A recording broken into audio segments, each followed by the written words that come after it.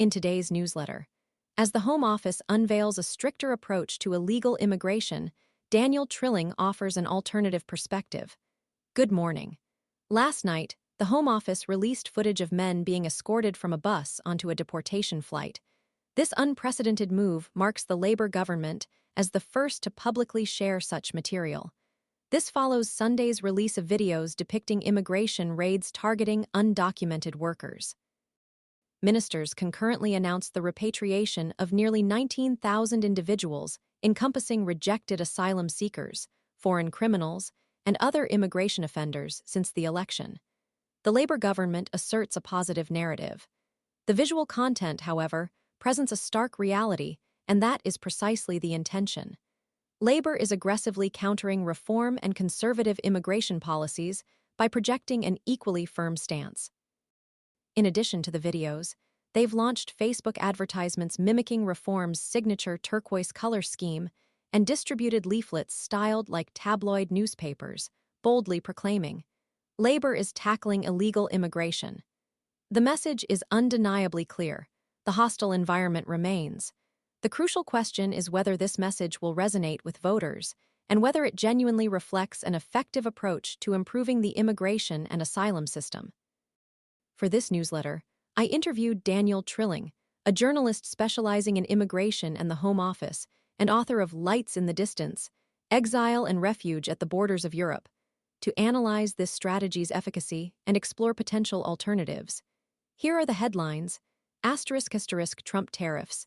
*** Donald Trump announced 25% tariffs on foreign steel and aluminum on Monday, escalating his controversial efforts to bowl. These changes aren't scheduled to take effect until March 4th, raising the possibility of the White House negotiating exemptions with affected governments. **Assisted dying. MPs are poised to eliminate the requirement for a high court judge to adjudicate assisted dying cases, instead delegating this responsibility to an expert panel. This removal of mandatory high court involvement is likely to unsettle MPs previously Israel-Gaza war. Hamas indefinitely postponed the release of Israeli hostages, citing breaches of the ceasefire agreement. This prompted Israel's defense minister to order the military to prepare for any contingency in Gaza. Mediators now fear the 3-week-old ceasefire is in jeopardy. UK politics. The Guardian revealed that Labour received warnings over a year ago concerning Vi. This disclosure coincided with the suspension of MP Oliver Ryan for his involvement in the group, a day after Health Minister Andrew Gwynne was dismissed and suspended by the party. Technology. Elon Musk intensified his conflict with OpenAI and its CEO, Sam Altman, on Monday, leading a consortium of investors who submitted a $97.4 billion bid for all assets of the artificial intelligence company. Altman rejected the offer and suggested he would instead purchase X from Musk for 1/10 of that price. Now, Labour is attempting a similar tactic. The familiarity of their marketing approach isn't surprising, according to Daniel Trilling. Over many years of speaking to Home Office employees, one recurring observation is the limited number of approaches available. Politicians from various generations repeatedly employ the same strategies to project a tough stance. Over the weekend, the Sunday Times published an informed account of Keir Starmer's remarks on immigration during a recent cabinet meeting. He reportedly told ministers, "Progressive Liberals have been too complacent in not addressing public concerns about the impact of immigration." An ally of Home Secretary Yvette, Cooper explained the aim is to mitigate the threat from reform. Yvette witnesses the anger on the doorstep in her constituency. MPs in reform-facing seats fully grasp why we need to take stronger action. Today, as Enver Solomon, chief executive of the Refugee Council, highlights in this piece, the entire returns operation is managed by the Home Office, excluding the independent agencies commissioned by the previous Labour government to oversee a voluntary program. The Border Security, Asylum and Immigration Bill outlines measures to grant law enforcement agencies broader powers to, as widely publicized, smash the gangs. These measures primarily focus on treating crossings as organized crime and enhancing coordination of UK efforts domestically and internationally. Sundar Katwala of the think tank British Future offers a contrasting perspective. The appropriate response to politicians who portray all refugees as illegal and seek to dehumanize migrants isn't to engage in their tactics, he stated in a recent interview.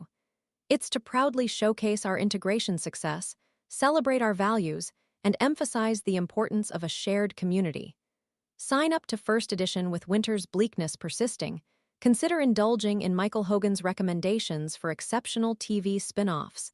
Better Call.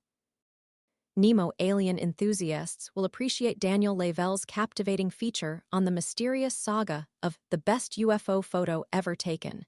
It includes a truly remarkable line. I've been waiting for someone to call me about this for 30 years. Archie hallucinations are more prevalent than you might think. Adam Zeman explores the fine line between reality and imagination, which proves to be surprisingly tenuous. Nemo Justin McCurry presents a compelling piece on the integration of Premier League football into North Korean television schedules. However, don't expect to see Tottenham Hotspur and Son Heung-min, who hails from their southern adversary. Archie Robin Buller's alarming report reveals how Donald Trump's anti-immigration policies are jeopardizing the educational rights of children from undocumented families. Nemo **football. **, a goal from Daniel Munoz, and a skillful lobbed finish by Justin Devaney secured a 2-0 victory for Crystal Palace against Doncaster in the FA Cup. Pep Guardiola acknowledged that Real Madrid's formidable front four Kylian Mbappé, Jude Bellingham, Vinicius Jr., and Rodrigo will be virtually impossible for Manchester City to contain throughout their Champions League playoff. City hosts Real on Tuesday night for the first leg, followed by the return match at the Santiago Bernabeu next Wednesday. Rugby Union. Government officials defended loans provided to sports organizations during the pandemic amidst scrutiny of 3 rugby clubs Worcester, Wasps, and London Irish that entered administration after receiving £41.6 million in public funds. The Guardian's lead story is Courts. The Telegraph reports, Farage deal is for the birds, says Badenoch, as the latter dismisses a potential pact with Reform. Rural inheritance dominates the Express's front page. Stop the tax so I can be a farmer like my mummy and daddy. The Eye's lead story addresses Trump's tariffs. UK fears steel industry faces a fatal blow. The Times' top story is Starmer set to sidestep EU's tariff war with US, while the Daily Mail claims an exclusive. Andrew, the security risk financier, and impound £8 billion venture. Keir, we must save pubs. The Mirror launches a campaign for a boozer lifeline. The Metro's splash headline reads My anger at Letoff for pool perv. Job losses will restrain price pressures, says Bo E. Ratesetter, the Financial Times reports. Lucy Letby, and the medical experts who believe she is innocent. She was labeled Britain's worst modern child serial killer.